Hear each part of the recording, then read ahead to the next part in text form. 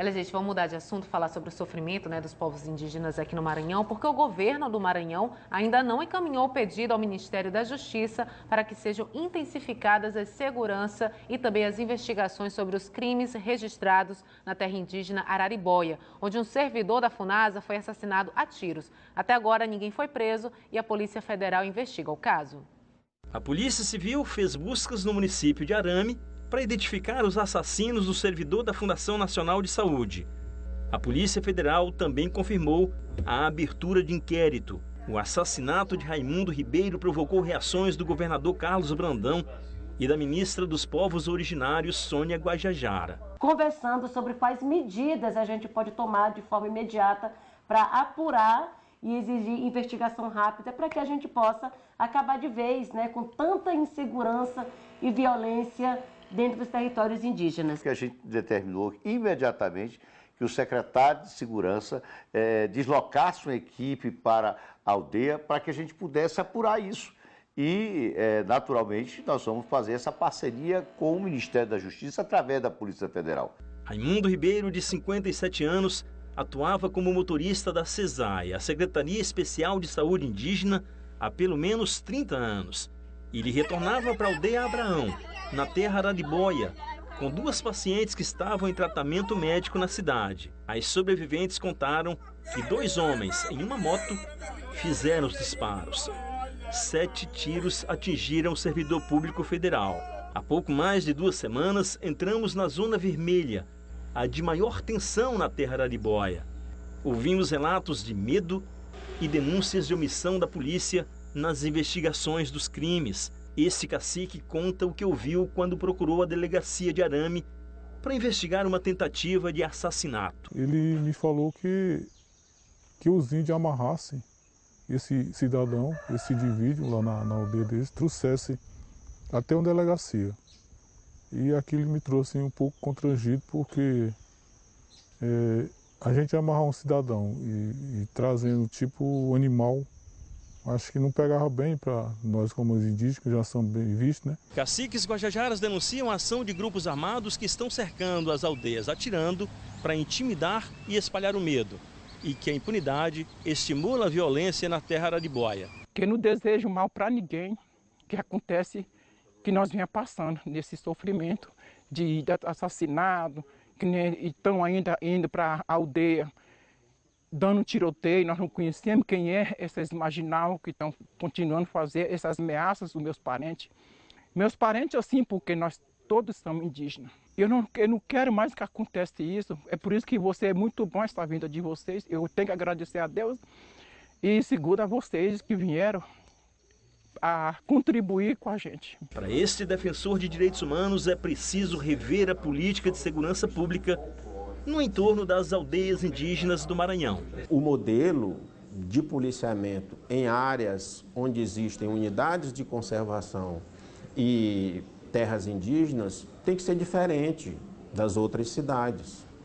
Tem que levar em consideração que é preciso fazer parceria, termos de cooperação com o governo federal, e é preciso estar focado numa especialidade de repressão de crimes que envolve a exploração desses recursos naturais também, e o racismo também, o racismo étnico-racial. Quando ocorre um assassinato, que não há uma investigação, as autoridades competentes que deveriam estar ao lado da comunidade para que punisse esses tipos de pessoas, não estão chegando e não estão punindo esses tipos de que são pessoas que vivem ameaçando a comunidade indígena de forma não somente em uma aldeia, mas em várias aldeias que tem ocorrido isso. Nós lutamos para isso, para conseguir os nossos direitos, né, e reivindicar os nossos direitos como indígena, como cidadão, como brasileiro.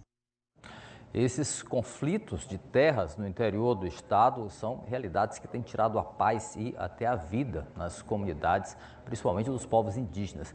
Anice Ribeiro está com o presidente da Comissão de Direitos Humanos da OAB do Maranhão para falar sobre esse assunto. Anice, com você.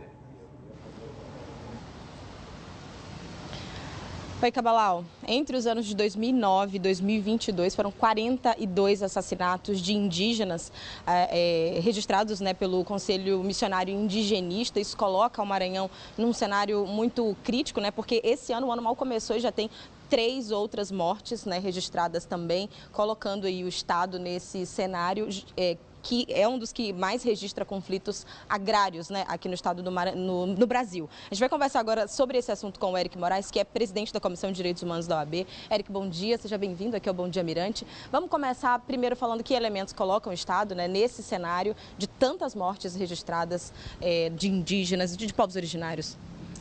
A impunidade. Percebemos que é histórico, está virando cotidiano esse assassinato de indígenas, a violência, tanto no território Canabrava, tanto no território Araribóia, quanto no sul do Maranhão. A situação é crítica no intuito de que não se acham os autores desses crimes e isso deixa aquela sensação de insegurança constante nas aldeias. A Comissão de Direitos Humanos acompanha a resolutividade desses casos, né? Porque a gente tem esses 3 últimos casos, ninguém preso até o momento. E como é que anda? Como é que é o acompanhamento desses inquéritos? A OAB ela foi a propulsora, ela realizou uma visita técnica, ela historicamente, através da Comissão de Direitos Humanos e as outras comissões correlatadas, acompanham essa situação, tanto a pedir a providência no intuito da esfera policial, quanto também no judicial, a se garantir a posse desses territórios, pois existe muita invasão, falta do direito à saúde, falta do direito à vida, falta do direito a ter todos esses direitos que estão formulados tanto na Constituição quanto no Estatuto do Indígena, mas não vêm sendo cumpridos, estão abandonados pelo Estado. Seja na esfera federal, municipal, estadual, é preciso uma união de forças, se construir um novo Estado, uma nova cidade com a presença dessas pessoas que precisam deixar de ser considerados objetos removíveis. Eles são seres humanos com características especializadas e ancestralidades que precisam ser respeitadas, pois são eles que são guardiões das nossas maiores riquezas. Falando dessa visita, né, vocês da Comissão de Direitos Humanos da OAB se reuniram com mais de 40 caciques, né? O que ficou decidido, não só na reunião, né, mas que providências estão sendo tomadas agora, nesse momento, pós esse encontro de vocês?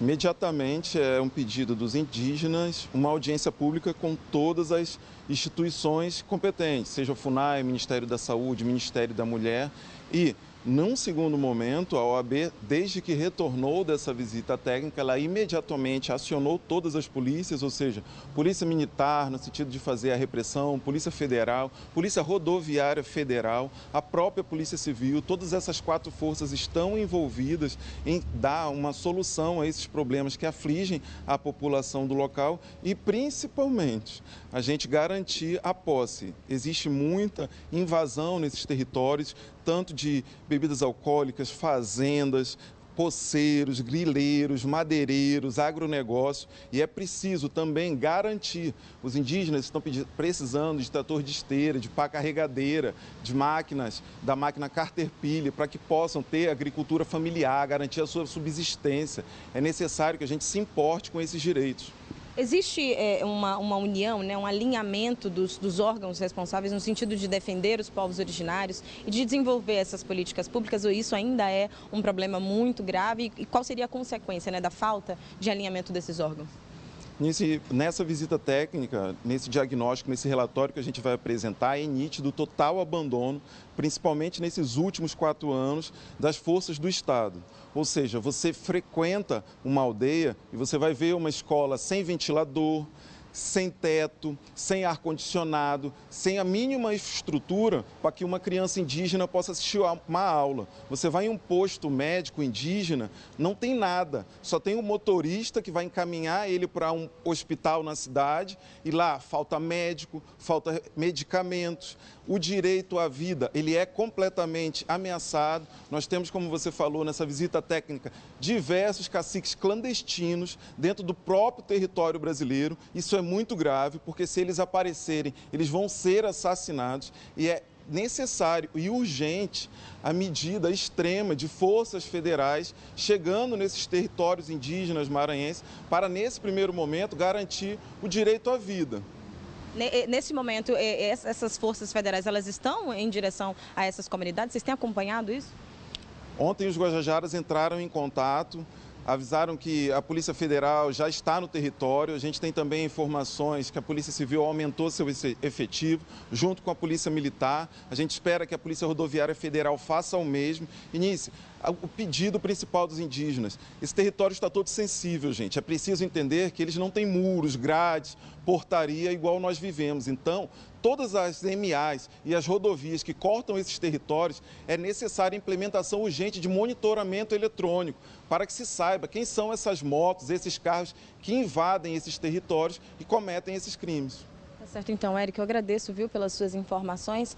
É isso, reforçando então a informação, são 45 casos de assassinatos registrados então de 2009 até agora. A gente continua acompanhando especialmente esses últimos casos, e qualquer outra informação a gente volta aqui com vocês. Vanessa Cabalau. Combinado, viu, Início? A gente realmente vai seguir acompanhando todo esse caso, essa situação desses povos indígenas, principalmente o Guarajajara, ali na região também do Araribóia. Para qualquer situação, a gente está atualizando você, telespectador, aqui, porque é muito importante a gente dar esse destaque a essa situação triste que eles estão vivendo. Muito obrigada, Anísio.